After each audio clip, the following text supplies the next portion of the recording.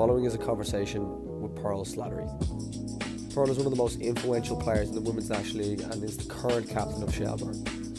A serial winner from her time in Raheny to this date, Pearl is with us today to discuss her leadership style, managing young players when they come into a senior environment, and her formula to winning. We hope you enjoy the podcast.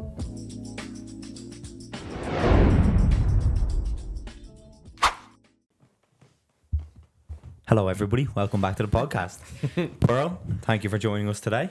Thanks for having me, lads. Pleasure. We are delighted to have you on. What's up in my intro? Huh? Yeah, I know. Yeah. Laughing at me. I wanted to pass to him for the first time. I'm always taking the reins on the intro, so I'm going to take a sit back with a cigar today. Yeah.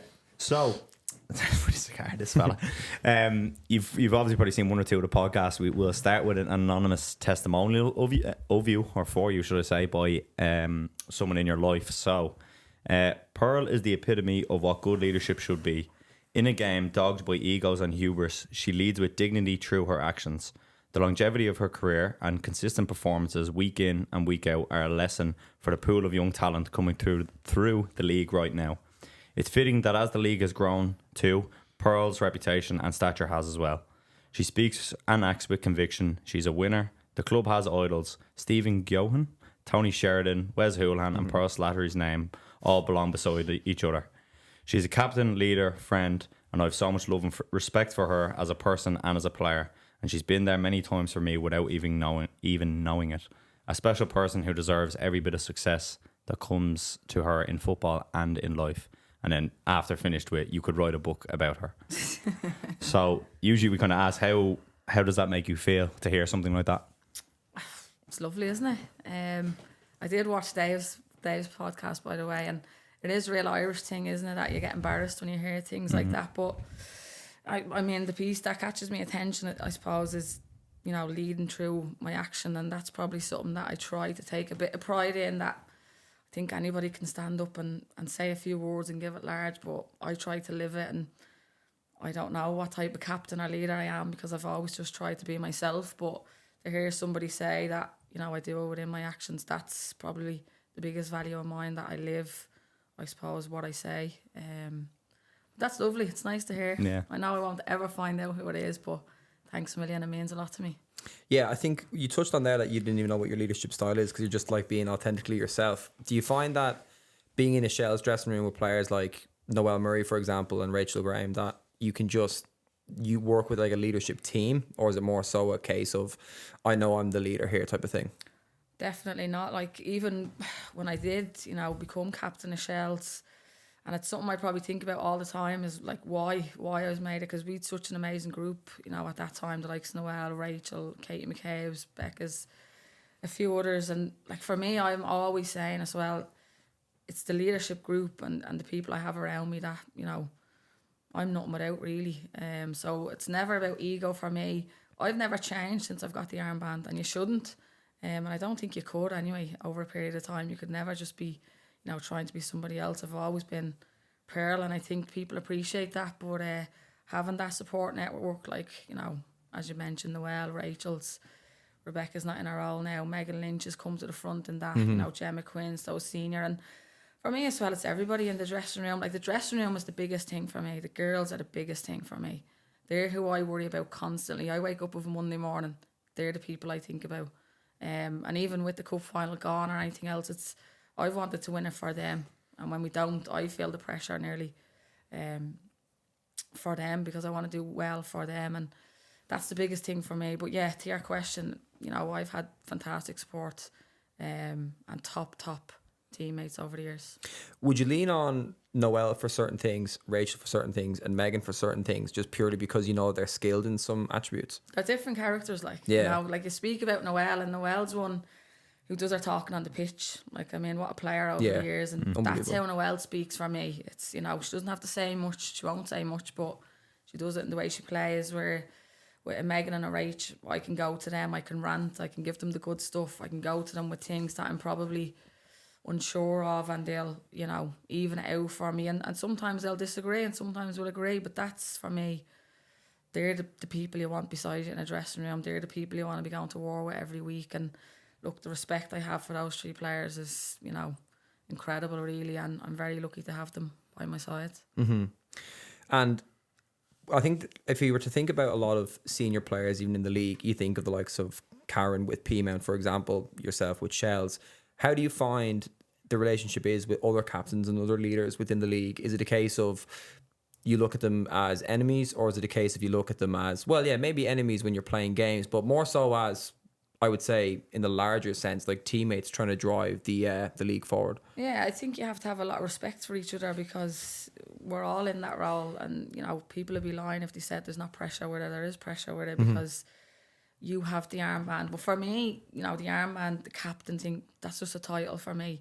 It's about the leadership. It's about how you live it every day. So for me, I can't sit here and give you a lovely quote on what it's like to be, great captain, great leader. It's my teammates, the people around the club who will be able to, I suppose, one day tell people what I was like as a captain because of how I lived. But for me, with the other captains around, it's pure respect. And don't get me wrong, we've had some battles on the pitch. No doubt. The Karens, the Kylies, I'm probably forgetting a few other ones, but we've killed each other on the pitch. And I mean that. But it's on the pitch and the respect is there off it. I've a lot of respect for the other captains around the league because I know what they go through, and I'd say they're similar for myself.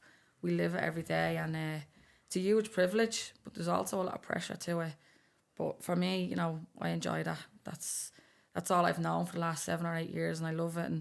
And I suppose leading a group, and I'll always say it, captain and Shells for me will probably be the best thing I'll do in my football career.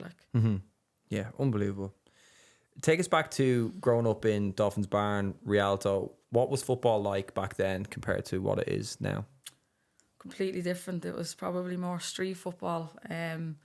Growing up the flats probably made me who I am in terms of probably my character, in terms of resilience, not even having to prove a point because, I was one of the boys when I was growing up in the flats. I played with the boys and I had their respect because I was just one of them from a top 6, 7, 8, and then I went to play with them until I was 13 or 14. But I was blessed with, friends at that time, a lot of lads who just respected me for who I was. But it was more so when you're playing against other teams or, against people around the flats that probably didn't know you, that you got that resilience and work ethic from, that you had to prove a point. And my ma will always say, I was never in the flat, I was never in the house when I grew up. I was out on the sand pitch in Dolphins Barn, in between the blocks, in the blocks, or when we moved to Rialto, which is at the back of the flats, neighbours' gates were getting it. I just grew up playing street football. That's all I knew, World Cup, all that sort of stuff, 2v2s, 3v3s.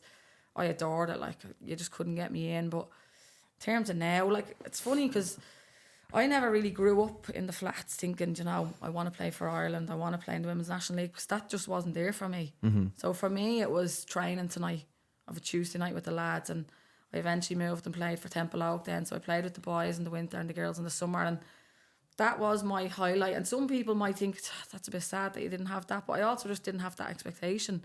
I could just grow up and play and enjoy football, and that was my story. I just, every training session, every day out on the road or in the flats, that was my growing up, and I loved every minute. It's what made me who I am, I suppose. And as I said, those group of lads and stuff that I grew up with, I just had the respect, and I loved that. I was one of them. I never had any bad mouthing, because I was a female. I never seen that sort of stuff. But I suppose just the opportunities has changed now, where I never really had anything, no role models, nothing like that now. And I do try to tell our young players that, I envy is nearly the age they're at with the resources, the education, the opportunities they have.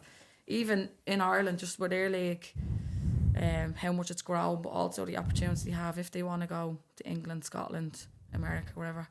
So you nearly envy them, but I wouldn't change anything either because that's just who I am. Do you find you still enjoy the sport as much now as you did back then? Do you find that same love when you step out and train and play? Yeah, and I think that's probably why I've been kept going, because I love it. Football is my life. It's who I am, really. I work in football. I train. I've done some of my coaching badges. It's all I've ever really known. It's all I've been good at, and I'm blessed that I've had football, because I was never really into school or college or had no other interest. It was just football for me, and that was it. And I was in the States for a couple of years, and I came home and I was thinking, Jesus, what am I going to do now? And I did everything to get a job in the FEI. I worked really hard, volunteered for a long time, because I knew right, well, if I can't make it as a player, I want to work in football. So, and then I came back and it just kind of snowballed from there, which I was. But look, football's my life. I know nothing else. I don't want to know anything else, and it'll just be a part of me forever, I suppose. Yeah, one of the questions I had that I thought was very interesting, I read a couple of articles in the Irish Independent about the constant merry-go-round between working with the FAI, playing for Shells. And I was thinking, geez, a great question to be asked. Like, is there really any space for a hobby or anything else that takes your mind away from football? Or do you even think that's necessary? I don't need it, to be honest. Like, I suppose, time away from football is with my family and my closest friends. And then everything else is just football. I don't know, as I said earlier, I wake up on Monday morning, I think of my job and I think of Shells. Think of the club, linking in with the managers and the players. So that might be how the game has gone Saturday. You know, a big thing for me as a captain is the girls who didn't play. I'm constantly worried about them, so I might be linking in with them, seeing how they are. So my Monday mornings is my week full of work and Shelbourne stuff, to be honest. And then family and friends come around that all the time. And I'd be nothing without them either. Their support, like, through the ups and downs as well. So Yeah, I get that entirely. I think you're the same, Gary, aren't you? You're like, even if you're taking a day off, you're going to a football match. Kind of, yeah. Yeah, it definitely seems to be the or watching it on telly or whatever. It might be like it's most natural thing in the world, isn't it? Yeah. One thing that I really wants to, because I just personally don't know a lot about it. It was just, I think when we started training 1-to-1 and when I started coaching, that's when the women's national league really kicked off. But this is when Shells was already a thing. How important were Raheny for the women's national league? Yeah, they were massive. And to be honest, I've always been honest around this conversation. When Raheny, you know, I came back from the States, I was wondering what to do. Sean Bourne was the manager at the time, and he asked me to come in mid-season, and I wasn't really a fan of it because I thought, like, top quality side, Megan Campbell, Katie, Callows, there was just, and I was like, and then I came in, and I was so happy I came in mid-season, and you know, we won 2 league titles, I think, and then maybe half more season before the merger was brought to us. But you know, there's a lot of, I suppose, talk when P-Men got to the last 32, but as Raheny United, we got last 32 of Champions League as well. We played Bristol City, and that for a part-time team to do that was incredible at the time. And I suppose the only downside for that was the coverage wasn't as big, so many people don't really speak about it. But that was massive. And when the club came to some of us as senior players, like, and I would have had no real affiliation with Raheny.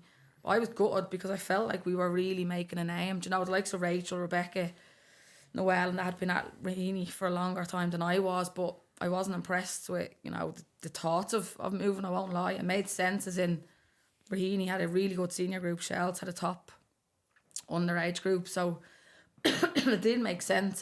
But at the time it was hard. It was a really difficult decision, and you kind of see P-Mount in that situation now where they're standalone, like, and I think when I look back at it now, it's the best thing that's ever happened to me, the girls, and I suppose the club in the end. The big thing that I remember from European football for the Women's National League was when P-Men were drawn against PSG. Remember we were doing our, because we done our kickstarts in P-Men, remember? Oh, yeah. And that was the big build up to the PSG game. I was like, geez, I didn't even know there was European football for the Women's National League in Ireland. So that was obviously a massive thing. But like the last 32, even considering like what that would look like now, considering the quality of teams like Barcelona and Chelsea, like even if you just reverse that like 5 or 10 years, like that's an unbelievable achievement. It's mad. Like, you look back at it, and as I said, it's not spoke about a lot, but around the time with Raheny, there was like great people behind the scenes doing brilliant work, and I'll forever be thankful for them. Some of them, you know, moved on with Shells and stuff, but when you actually look back, that's probably one of my biggest highlights is that period, definitely, without a doubt. We went into a group 4th seeded, I think nobody expected that, and we won the group. And I'll never forget the first game. We were playing a Romanian team, and they bombarded us, they battered us, and Claire Shine went on the break and scored a goal, and we won the game. And it was just the feeling after that game, winning it, was like, because they were pipped to go through, like, and then we won the other 2 games, and you know, all of a sudden you're in the last 32 Champions League. But even now, like, I don't know what money Raheny would have got for that, but it'd be very little to what it is now. The way the women's game has gone, and No doubt.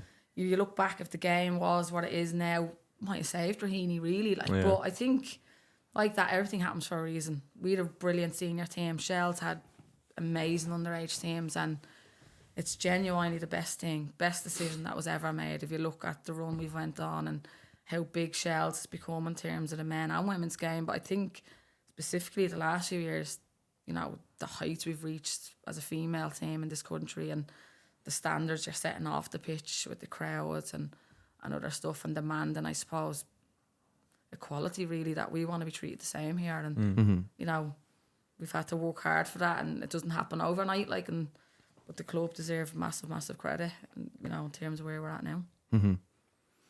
Do you look at Katie McCabe at Raheny and see a world-class player?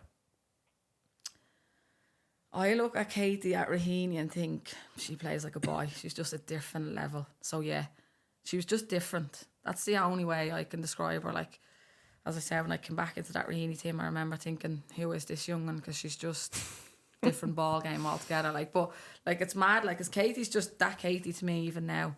Like, we've gone over every year since she's been at Arsenal early, and she's still the same Katie. Like, so sometimes when you're seeing like the nominees, the goals, where she can go now is absolutely mental. But I think we all knew she was a bit different. Did I think it would go that far? I don't think any of us did, because again, like, the game just wasn't that way at the time. You didn't know like how far it could go. I mean, we didn't. We just thought. I remember when she was playing with Raheny, she was doing a force course, and I thought she went up a notch again on that force course. If you think about it, she'd been training with the lads every day, and I just thought, she's different. And that's when Arsenal started to snoop around her. Like, but yeah, definitely in training, you thought sometimes you couldn't get near her. Like, you're just like, this is ridiculous, like, you know. But she was phenomenal for us with Raheny, and I think she had nearly a season or half a season with Shells as well before she moved on. But look, we're all so proud of her. I mean, what can you say? What she's done for the game in terms of this country, even with the women's national team. But for young girls now to have role models and idols like Katie, it's just mental to see. I still can't get over that. Like, 'cause as I spoke about myself, we're generate, if you like, our age group, we just didn't have that. Like, I wouldn't have known any female player at that time, which is mental. And that's, you know, brilliant to see now, I suppose, with the likes of Katie. But because she's homegrown and she's one of us, it's even more special, I think. Yeah, it's unbelievable. I think I haven't met her yet, but Morgan's met her at different shoots and stuff. And I think if I look at Katie McCabe on the TV, or even just by seeing her in games and training, there's definitely, I would say, a charisma to her that I think a lot of players don't have. My question is, do you think that there's players currently in the league? Obviously, there's some amazing young players in Shells, but they across all the different clubs, there is a lot of talent. Do you look at any player at the minute and see they have both the talent and also that, I would say, charisma? Or do you see a lot of players with a lot of technical ability that you just don't understand the personality of them yet? It's a good question. There's a lot of talent around the league. And for me, the girls now, even more so than Katie, have, as I said, is the resources, education they're getting now. It's a different ball game altogether. And if you have anything like what Katie had, with everything you have now in terms of external factors, you're in with a hell of a chance. Like, you know, I could name a few at Shells, and I won't, because I don't want to pinpoint them. Of course. No, disrespect others then, probably thinking, oh Jesus, she didn't mention me. And No then, doubt, yeah. Of course, but there is a few players around the league, like Ella Malloy for me is special, and she's brilliant little character off the pitch. I don't know her too well, but I'd coached her with the 17s and stuff. But in terms of when you see someone, you think she's a bit different. Obviously, she's been unfortunate with her injuries and stuff, but No doubt. I think she'll be back bigger and better, hopefully. And I think she's one standout from, you know, other teams that, you know, I think could really go all the way. Yeah. And I find it really interesting when it comes to younger players. I think Irish players have an interesting advantage versus players in the UK, that they have exposure to senior teams much earlier versus what the UK would, or France or Spain. As a captain and as clubs, what do you think the responsibility is that you need to really pinpoint for young players as they transition into senior football? Earn the right to play, I think. Yeah, interesting. Earn the right. I think, you know, talent is one thing, but, you know, when you come up to a senior group, then there has to be more than talent. And I think this is a difficult one because everyone's path is different, I believe. And to pinpoint that, the biggest thing for me as a leader and with the other girls is when the girls come into the dressing room, is that they're treated like a senior player straight off the bat. There's no and that's what I want as a young player coming in, that there's no wishy-washy. You're in this dressing room now. If you have something to say, you say it. You know, play the way you want to play. But we also give them that freedom, that, you know, and make them, you know, every young female wants to know that they're good enough. And I think we're a really good group at that. When they come in, we look after them and stuff. But I think you have to earn the right to play, no matter who you are. Even, you know, new managers coming in. And the biggest thing for me as a senior player, and when young players ask my advice, and it's like, no matter what you've done the year before, you always have to prove yourself again. And, you know, I had a talk there 2 weeks ago with some of them, and Freya and stuff were in the room, and Hannah and some of the younger girls. Like, no matter what you've done, you know, we'd won a double one year. I still go in the next season think I'm fighting for my spot. And if you have that kind of attitude, and there's a lot of other girls who have that attitude in their dressing room, like, what's done is done. This season's a new season, and you have to go again. You have to prove yourself again. And you have to earn the right to wear the Shells jersey, earn the right to be in the 11. And when you're an up-and-coming and you're a young player and you're the star underage, that's all gone when you come into a senior dressing room. It's like, earn it again, earn it again. And they can, and they will, and we'll support. We're the biggest supporters in terms of that. But I think, you know, parents, other stuff, some young kids themselves might just think they're going to come in and walk in, but it's not always the case. It's interesting. It's like young players sometimes think that they'll walk in the dressing room and just think, oh, I'll take the 10 off Noel. Like, it's just like the mindset of players is interesting. They've got to understand that it's like you said, earn your place. Like, no one's just gonna come in, put their jersey on the ground and give it to you. Like, it's I'm a big interesting. one. Like, if they're good enough to play, absolutely. Like, I'm always the one. Age goes out the window for me. If they're good enough to play, you play them. But you have to earn the right. You come in, you work hard, you know, and you get that respect, and not just from players, from the management. And as I said, you earn that right to go in the 11. Every one of us, not just young players. That's senior players, and that's a big thing for me personally. I'm captain, I'm a leader, but every year, like my preseason, in my head, I'm fighting for my position. Like, that's the mindset I have to have. Have you always been like that throughout your career, or did you play with a player and you when you were younger, maybe, and you thought, "Geez, like I should be a bit more like that," or was that always your mindset going into pre-seasons? Yeah, I just always remember. Maybe that's I don't know. I don't believe in myself enough. I don't know what it is internally, but I never take my spot in the 11 for granted. Like, and I just know with football it can change, flip of a coin, and that's my mentality. I don't want to regret and come into a season and think, you know, I expected to play and now I'm not. I just couldn't allow that, and that's my mindset. And I try to get that into the young girls as best I can. Just come in, work hard, and everything else will be laid out for you. But yeah, like, I don't know whether it's just me as a doubter of myself. I don't know. I've never felt like I'm the Noels of the dressing room and the best footballer, but I'll work the hardest and I'll give my all, and I think that's took me a long way. So that mindset has always helped me. Can I ask, what do you not like in a player as a captain? What do I not like in a player? That's a good question. I suppose it's probably just expecting things to be given, or, you know, I'm expecting to play, or I'm expecting to have this respect, or I'm expecting this, that, or so-and-so said this. No. You come in, you work hard, you give everything, and you'll get everything back. Like, and I don't think there's that, and I just like, you know, there's always bits and bobs of players that you can help them develop in. You know, but it's, I suppose, someone just coming in and expecting everything's going to be handed to them. Kind of, yeah. It's like an entitlement to what they think like, they should have. It's not the case. Like, it shouldn't be the case in any ways of life. Not in football, not in a senior dressing room, definitely. And that mightn't be just young players. That could be a senior player coming into the dressing room and thinking, well, I've signed this year, so I'm expecting to play. Like, and it's not always the case. Like, and I've seen that over the years. Because I'm always interested, because a lot of I've asked this to captains, managers. Like, I don't like players with egos and stuff, but like, in my experience, looking at young players, and even like some of the best players in the women's and the men's game, they all have huge egos, and players that really want to, you know, score the winning goal, like take on every single piece of pressure. And I think sometimes those players require a little bit of space versus what you'd give to other players. So I'm always just interested to find out with serial winners and captains like you, like, is there anything that you really see as like a red flag, even just for our learnings? I just think it's interesting.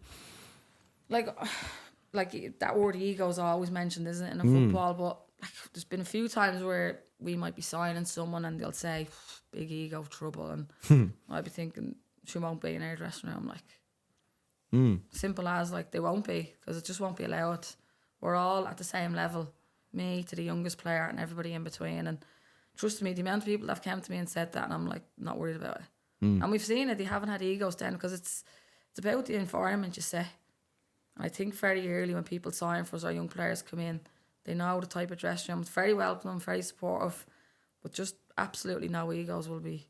You come in, you work hard. Like, that's, for me, the biggest thing is work ethic. You know, commitment, competing.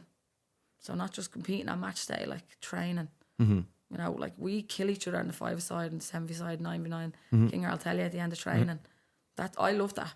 We go home fuming when we've lost the game in training, but that's why your standards are high at the weekend. Like, so it's coming in, working hard, competing, and that commitment constantly, and never letting that drop. And that can be hard. You know, yourself, like, we're not full time. People have busy weeks. You might have had a bad week, and it's allowing for that as well. The odd time there could be external factors here, but they're the basics that we expect. But been blessed in dressing rooms. I've never had pull a player or anything and think, your ego, or you're full of yourself here. Genuinely. Good. I've never had that. And I think that's just not me. That's the senior group. That's everybody that's in the dressing room. We're just not that type. That competing word, that's like our favourite word. I knew Morgan would love that behind the camera. It's actually one we say a lot to young players in particular, like that. And sometimes players take the wrong way. They think competing is like hitting somebody a bad tackle, but it's more like just always wanting it. What's the saying Orla said in the podcast? Winning isn't everything, wanting to win is. Isn't that what she said? Yeah, well, that was it. That's So a very common like saying, competing all the time, you know? Yeah, and so I didn't mean to shrug at you there. I was thinking, I'm actually trying to remember what she said.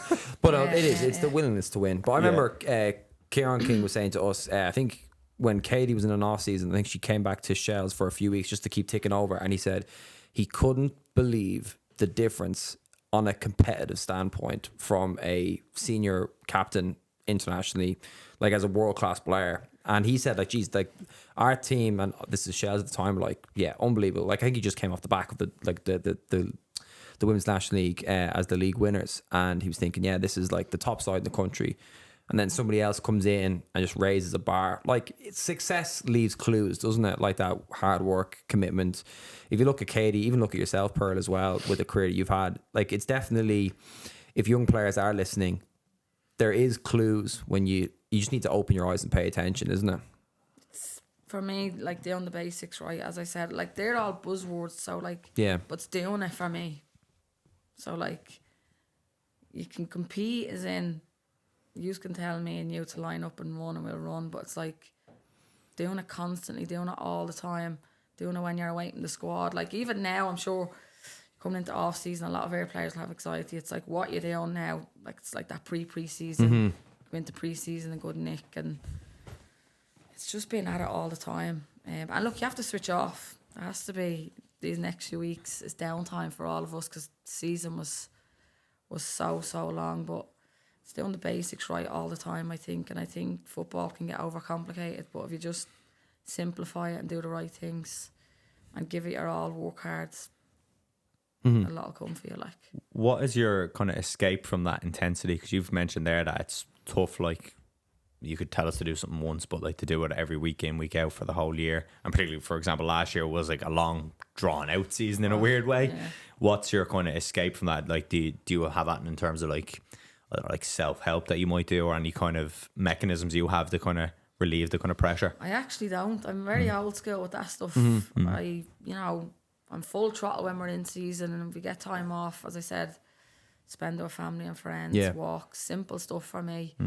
I know, people have spoke about different ways they deal with life, coaches are talking to other people, but I'm very old school when it comes to that. I just get on with it. And can you separate from football then? Like, if you like lost a game, could you like go spend time with family, and it kind of, you can separate from it in a way? Yeah, it's a hard question, isn't it? Yeah. I think over the years, like, even if you look at the cup final, I'd say for my family, friends, close ones, I used to be a nightmare years ago when I lost the game. I was shocking to be around. Wouldn't leave me room for a day. I'd be taking it out on everybody, and it takes mental development within yourself, experience over the years, how to deal with losing matches. And we all know football, great highs, lows, ups and downs. And I think that's what I've developed more so as a player, is dealing with the ups and downs. We play a Saturday, say if we lose, Sunday is I hurt, and then Monday it's like, right, we're back on it here. Or the cup final, you lose on penalties, it's a few days. And as I said to you, you know, if a football match is the only worry you have, losing a football match is the only worry you have in life, you're doing all right. Like, and that's something I've tried to work on the last 3.5 years. I've got really good at it, I think. And I think my family have been a bit shocked, because some days, you know, we'd be at the losing the game, they're all kind of in the house waiting on me to come in. I'd be like, look, it's gone, it's done. They'd be like, pff. But that's took my own development, my own, like, there's more to football, like, in terms of there's a hell of a lot going on in the world that's worse than losing a football match, like, and trust me, that's not easy to do. I was a torment to be around, and you have to develop that over the years. Like, that wasn't easy for me, I won't lie, but I'm there now, I feel. And don't get me wrong, I really hurt when I lose a game, but then it's about flipping it and thinking, what's going to fuel me now? This has to motivate me. I have to motivate the group, we have to get going again, and I think that this season will do. And this season we'd be looked at like, as in, we didn't win trophies, but we still enjoyed it. Like, it was a hell of a long season. We'd Europe in there, we new girls coming in at the start of the season, mid-season. It was just a mad season. We were probably a result or two away from winning the league, really, when you look at it. But I'm sure all the other teams look at it and think, oh, if we didn't drop points there, and then you get to a cup final and lose on penalties. But we've had some amazing years the last couple of years, so it's taken those lows but not being too low for too long. That's what I've got. Yeah, you've kind of mentioned there, like, the experience has probably helped you, where you've experienced the lows and then been able to kind of flip it positively. This is something I worry about a lot with young people now growing up, is the kind of the fear of the word, say the F word, failure. Like, exams are, what's the word now? Partial achieved is the way they use things. I heard something of a company they were going to do an awards night, but they couldn't give awards because it offends other people. So they done celebrations, and then just stuff like, so like, I remember Shane's mad story from his job and all, but it's something I worry about with young people now, where they're not exposed to that failure, and then life's going to hit them eventually, and it's harder when it probably hits you when you're 19, 20 than if you're used to it, because at the end of the day, a kid loses a football match, fails a test, whatever it might be, they are capable of bouncing back, or they'll learn how to bounce back in them younger years when it's maybe not as important, like losing an under 10s match. Whereas if the first experience of failure, maybe for some of the girls in the could have been the cup final, how much more devastating that could be. Is that everything, or is that something you've ever given thought to, with the way kind of the world, I suppose, can be going, where we've got this fear of fear of the word failure, you know? Yeah, like, I think, like, the losses have to be just lessons, don't they? Like, and you have to, in life there's ups and downs, and in football that's part of it. And I think my biggest learning as, you know, a senior player and the rest of the girls has been in those moments we've lost. And I've always said to the girls, like, it has to fuel you, it has to motivate you 100%. Can't be the opposite way. You have to hurt from it, because that's what'll keep you going. But for a group to be on the floor with so much hurt, like the cup final, devastated the group. But for me, the motivation is winning with them next year and thinking, remember how much it hurt to lose. The high will be even higher. And we've spoke about that briefly, but that's the motivation. Like, young kids, senior players, for me, it took me a hell of a long time to grow over that, but it has to be lessons. You have to learn from it, grow from it, develop from it. And I think you do as a group. And when we won the league in 2021, I think it was 2016 was the last time we won a league. And we were 2 playoffs off winning 1 a point, 3 points. And I felt the weight of the world for those 4 or 5 years on me as captain, thinking, oh my God, I'm never going to go over the line. But I look back at those seasons, they're some of the most rewarding seasons for me. In terms of keeping a group together, that's been so close. And I've lost and seen girls literally on their knees, the Jess Sewers, the Jamie Finns, and then to win it with some of those players in 2021, that's the best thing for me.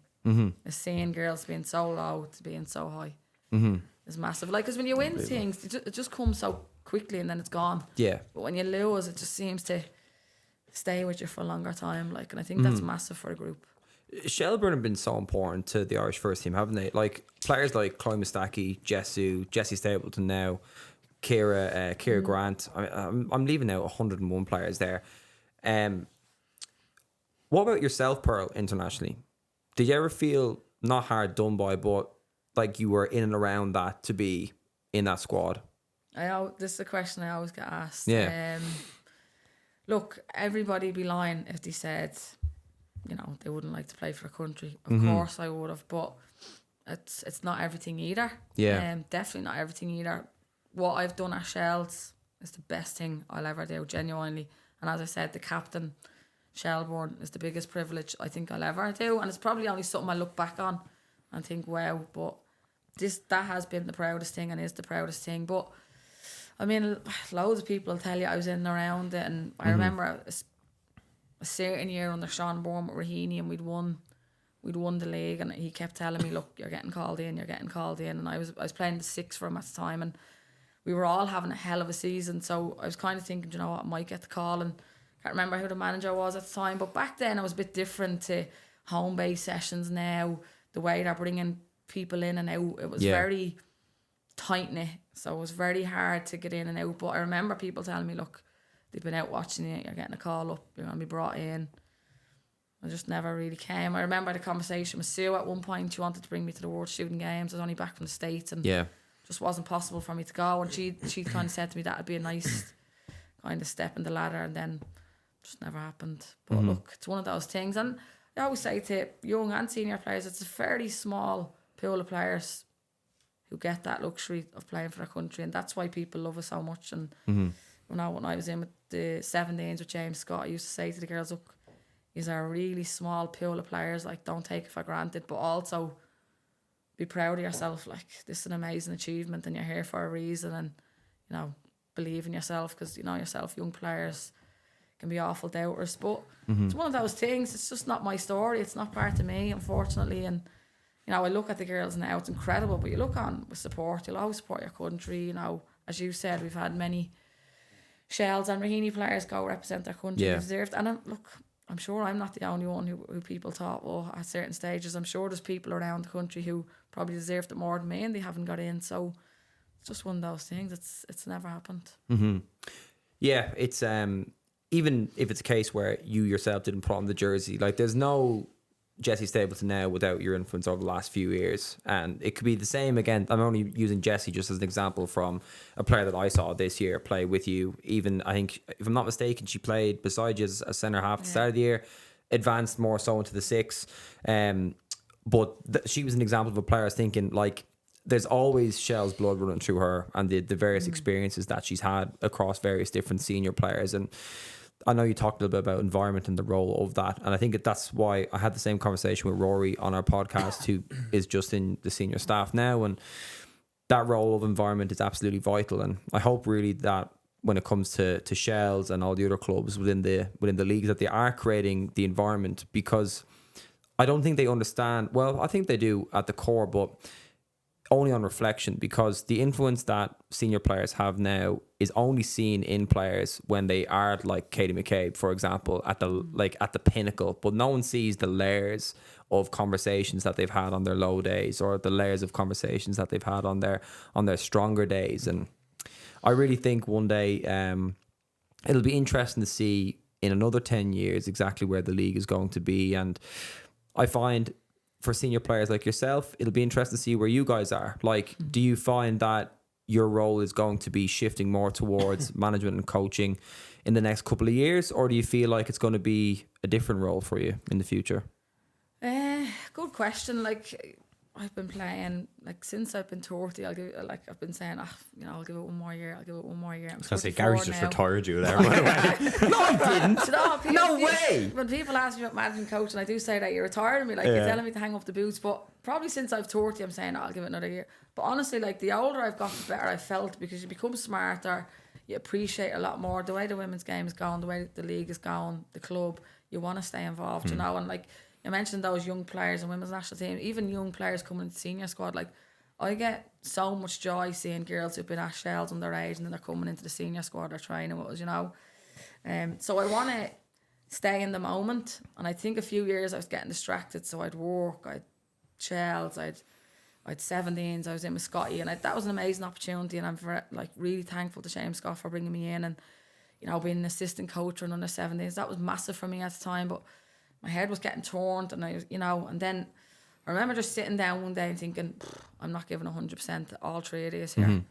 And that was bothering me, and it wasn't an easy decision, and I just felt, look, if I can't give 100%, and I'm barking at the girls about commitment and doing everything for Shells, and then I'm off for a 10-day trip at 17s, just wasn't sitting right with me, although the opportunity was massive. So a tough call to kind of say, look, I have to step away from that. But from that moment on, like the way Shells has gone and winning the leagues and stuff, was the best decision that I could have made. So for me, having my head torn for the number of years, for me, I want to be in the moment, and I still think I have a year or two left in me. And every year, you try to prove people wrong and stuff like that. But I think eventually the next chapter will come naturally. I'll know within my body. I've always said that. Nobody will need to tell me. I'll know when I'm in training and someone's skipping by me and I'm thinking, I'm past it here. That's what Roy Keane said. Every moment, player says it. Yeah. Skip past on that. Yeah, Do they just Gary Neville's thing, the overlap. Yeah, it's that bit where they talk about when they retire, and they all just said, you just know. I think you will know. You'll know yourself. I think you will know, and that's the way I always kind of judge it. Like, so every pre-season you go up and you think, right, if I'm competing with these girls in training and stuff, I'm okay, because they're one of the best groups in the country. That's the way I'm never going to win a fitness test, but if I'm up there or thereabouts giving it me all, but I'm competing on the pitch, that's the biggest thing. Anyone can run all day, but if I'm up there on the pitch, no bother, I'm going to go again. And that's just the way I judge it. I felt really good this year. Got a few silly little knocks, probably overdid it myself in the gym and stuff, but I think it's managing the load now the older I'm getting. But when I do retire, I would love to coach, I'd love to manage. I still find that question baffling, like, can you do both? Are you a manager, are you a coach? Can you do both? And look, I've always said it in interviews, like, since probably 2015, like, I've watched every manager I've had, the good, the bad, why they've got players to tick, why they haven't. I have their sessions down that I enjoyed. So I've really sound in. So, about 2016, I thought, right, something more to this than just being interested. I knew eventually I wanted to do it. Whether I do it or not straight off the bat or not, I have no idea. It's interesting. I've heard a lot of top players talk about doing sessions with different managers, going home straight away and writing detail in notebooks and stuff. And I mean, Jesus, that's a very interesting aspect to your personality. That's something on the detail side. That's really interesting. Even in the dressing room, though. In conversations, like, I'd be like, why did that manager get us to tick and the other one didn't, and why? Certain situations like that just fascinate me. And I've always felt, as a player, I've played. You can have the best CV in the world if you want, but if you take time, you get to know the girls outside of football, and they feel like you genuinely care for them, 90% of the job is done. They'll give you everything, like, and that's the big thing. People always talk about, don't they, people force, but, like, do they really live it? It's the big thing for me, and that's what I kind of just like you said about zone in on. Work rate and commitment. It's all about doing it. It's about doing it, And I'm delighted whoever spoke at the start about that. I try to live it within my actions and how I go about it, because that's where the respect comes from, whether a young or a senior player. I could stand up and give the biggest captain speech ever, but if I'm not living it, not doing it on the pitch, not there for the girls when they need me, in and out of their environment, then anyone can wear the armband, I think. Such an important point you make there, on the idea of, a lot of people say person first, for example. Like, I would be guilty of in a coaching sense, where sometimes I get a nudge because I love the coaching side, the detail. I just want to coach, and then you kind of forget. You're like, I didn't talk to this player about this, or whatever it might be. It's a tough battle all the time, especially when, like, I'm a freak for just loving sessions and all that. So to me, I'm like, this is class, but you're like, you need to obviously take yourself away from what you like and like that. Is this player okay? How is their week been? Especially if it's a part-time setup where you don't get full contact with people. Such an important aspect. I think there's a balance in that as well. Like, a manager has to manage, coach has to coach. Like, but there's key moments in a season where the girls can give you that extra 10% if you just show a little bit. It doesn't have to be 100% all the time, but good managers will know when. or good senior players will know this is where I need to now focus in on that or whatever, and then all of a sudden it's another interesting. level, like. That skill is so yeah. interesting because it's so like not trainable, is it? I was going to say, is that just pure intuition? It's probably experience to a degree, and then intuition of people, isn't it? Yeah, it's. I think it's you can't do a knowing your college dressing course room, on it, like, or knowing anything your like that. dressing Yeah. room as a leadership group and as a manager and a coach. You can go out and put the best session. You need to know what makes individuals tick. There's some players who I know I can bollock on the pitch and she'll be fine, and then there's other players I know won't take a well and needs an arm around the shoulder, and I think that's a skill in itself. That takes time. That takes time. So, but like that, the people first thing, like you can't ask everybody every minute of the day, how's your life, but there's certain moments where you'd know a player's, she's not on it or whatever, and you might coffee or a convo or a phone call or something like that. That's the stuff I'd be honing in on off the pitch. Players aren't stupid, aren't they? Like, they, at the end of the day, everyone plays for the badge and the club and the players, but at the end of the day, you can't express that energy without feeling comfortable yourself and within your role in the team. I think players, football players in particular, from everyone that I've dealt with in life so far, have the best bullshit detector because they can sniff inauthenticity instantly. So if somebody doesn't move the needle correctly when they say something, they instantly just lose respect. And I think that's why there's so much turnover of players and staff constantly, is because it's just so difficult to find the balance between player, staff, club, and that trifecta. And I think that's why there is so much turnover, or what players call like a lack of loyalty.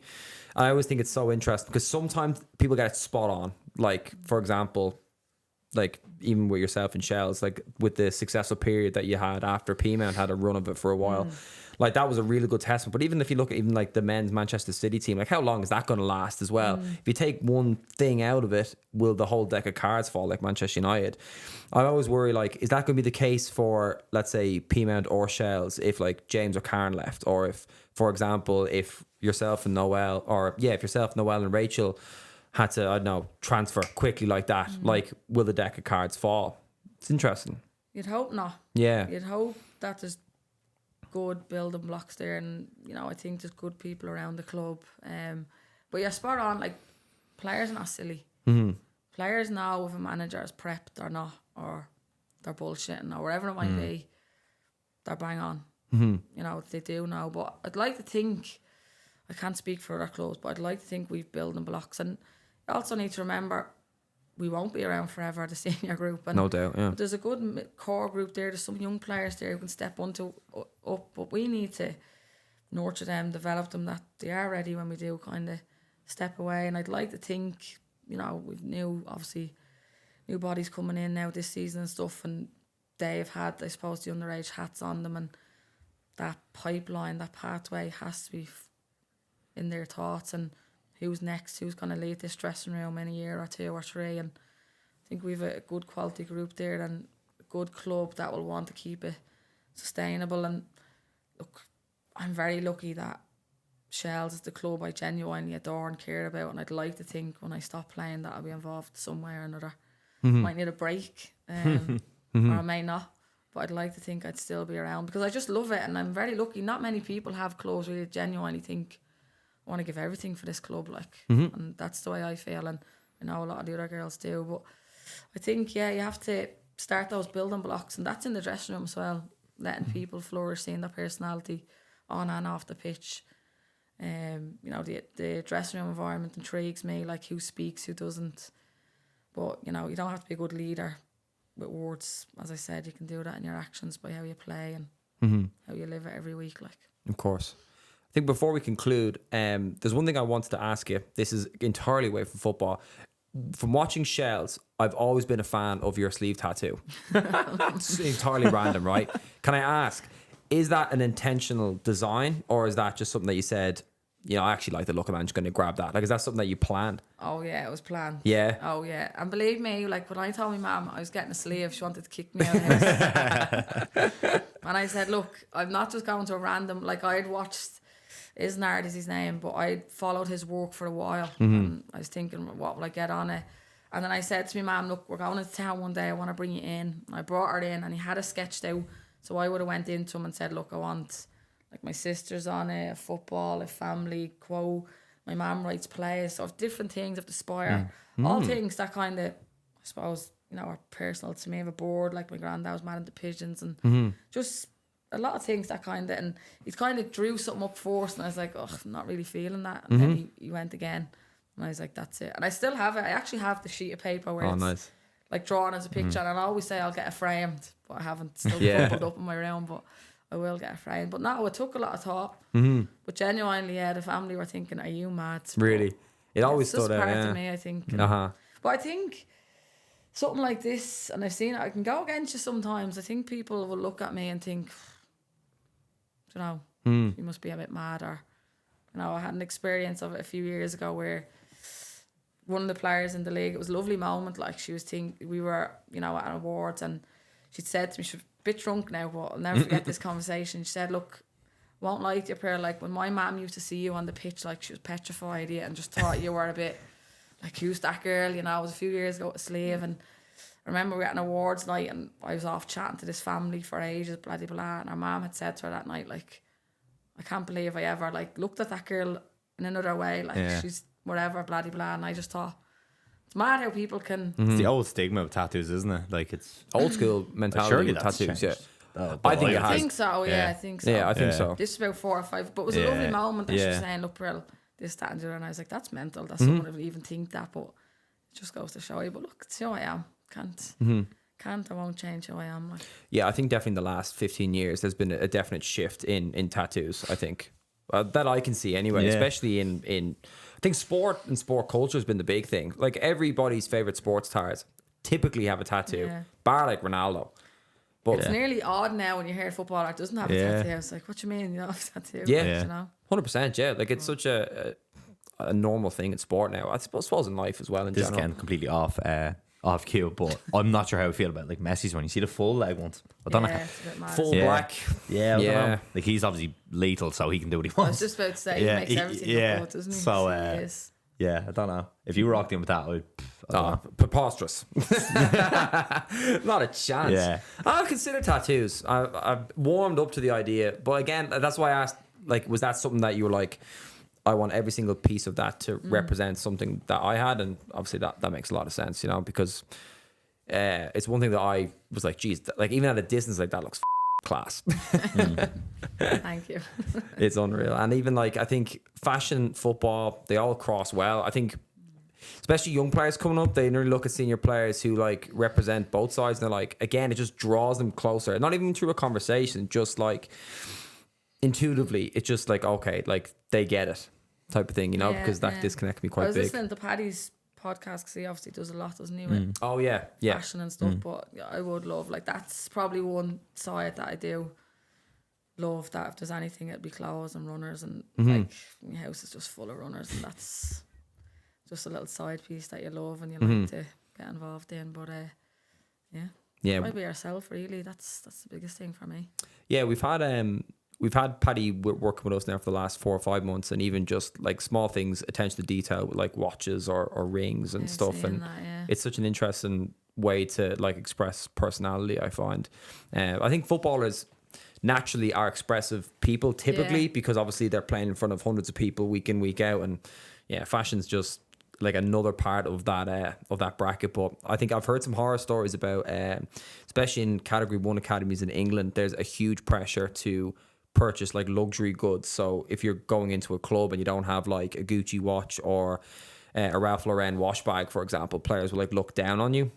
And I've heard a few ex-pros talk about that as well, which I find interesting. I don't think Ireland will ever have that problem yet until they start making hundreds Big of thousands early. But yeah, We're a bit way off that. We don't have toilets in stadiums at this stage. Hundreds of thousands a week. Holy God. Yeah, I mean, like, it's funny, like, different club captains would have different problems and issues, isn't it? Like, Shells have different problems to P-Mount, vice versa.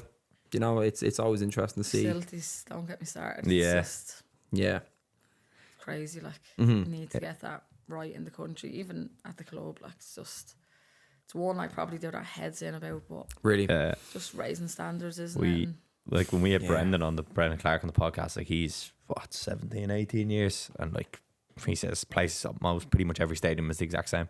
Bar Tala obviously has a new standard there. They have a nice setup, but it's mad to think it's 17, 18 years that like everyone's playing in pretty much the same place, training either in the same place or renting somewhere else. Like it's sharing pitches. It's all the stuff it's that mental. If you want to develop as a league and as a country, that just has to be better for everybody. Like the clubs as well, like take responsibility, but some of the stadiums are nuts. Like you'd go in, no bins, no nothing. You're just like just basic stuff. But you know, you forget how limited the clubs are as well, and I suppose that's where we need to go with Irish football. And I think there is a bit of work, isn't there, going in the future in terms of facilities. So hopefully they back the league, because we've seen even the men's side, like how big it's getting now. It's brilliant. The women's as well. The attendance is. The women's is. What was I'd seen there was a graphic had all the percentage all the increases stats, and all, like, and the highest attendance in game. Was it? Well, am I right in saying was a record broken a couple of times this year for a league game? No, I think so. I think one of them was in Tala, definitely. Yeah, we've done it in previous years, and that's what, you know, when one or two clubs, you hope with snowballs and everyone else. But look, I've been around the league a long time, and the crowds at games now the last 2 or 3 years has been.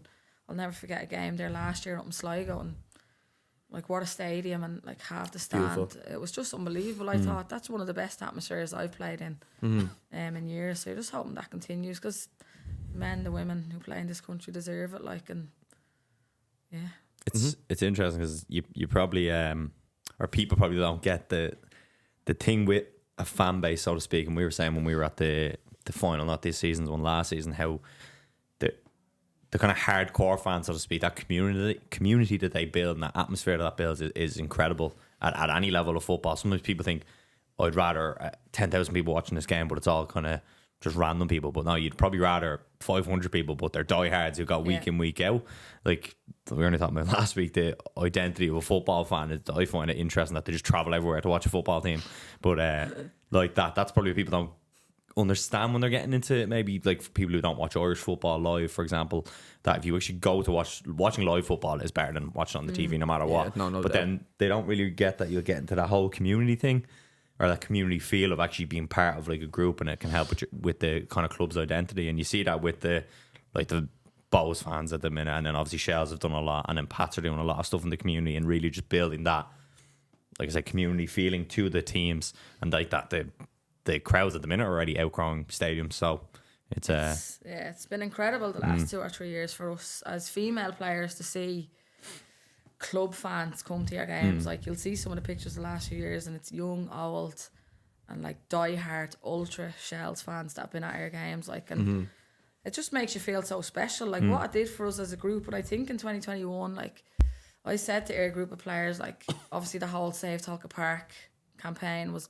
you know, going at the time. That was a bit mad for us, because we heard that and you're thinking, what is this, like why are they getting rid of it type thing. And I think the men couldn't really get involved in it, but we felt, we were probably at the time told not to, but we felt as a group we're getting involved here, this can't be the case. We think they were talking about sharing the stadium with us and Bows and the 4 teams, and realistically that meant the 2 female teams were going back to the AUL or something, and we just had you know, we just didn't sit right with us, and kind of got involved. But funnily enough, we were getting involved kind of away from the cameras and stuff, but the football was actually doing the most talking for us with how exciting that 2021 season was, and to win it on the last day in Tolka. And a lot of our fans will say to us, like, you've helped us, he's played a big part. And I've always said that to our group, like, if we played a tiny part in keeping Tolka Park, you know, that's one of the biggest achievements you'll ever do. But that year playing the cup final, and you know, the ultras had a big banner and stuff, and even this year, like some of the girls' faces on things, some of the girls when you're walking around Tolka, like they're on stickers, and like this stuff's unheard of, you know, a few years ago. And I do believe Shells is the standard setter in that, and hopefully, you know, you want to see all the clubs be like that, and for us to keep growing and not just taking for granted that we've done it now, or it has to keep that momentum. But even when we don't train of a Friday and we go to the men's game, like how we're welcomed, how we're treated by the fans and all, it's just some of that stuff I didn't ever think I'd experience in football, and it's really made you feel like you belong to something and they care for you and you'll always be remembered, and that's the whole group. And I think when you have that feeling when you're playing for a club that you genuinely love, you can't match that for me. Like, Unreal, Pearl. And I think like from Raheny to Shells now, and what it's going to be in the next 5 and 10 years is going to be very exciting. But thanks for your time. I personally learned a lot there, even just on the small leadership aspects. But we're really looking forward to next year and what Shells have to bring. We'll be there. So looking forward to it. thanks, Mel. Thanks for having me. Thanks for Thanks, coming in.